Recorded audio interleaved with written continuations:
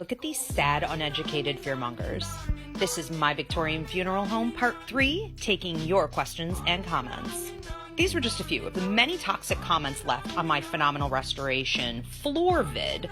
Go back and check it out in my playlist. The men, of course, were always the most toxic, even saying things to me like, I hope you die from asbestos poisoning. Not that the toxic masculinity surprises any of us, and they are the most likely to actually end up as ghosts when they die. Earthbound, small, and trapped, as they are now. The people who put in that carpeting and linoleum are still alive. 2 uncovered fireplace vids coming up. Stay tuned, and the spirits appreciate the restoration. They've been very happy.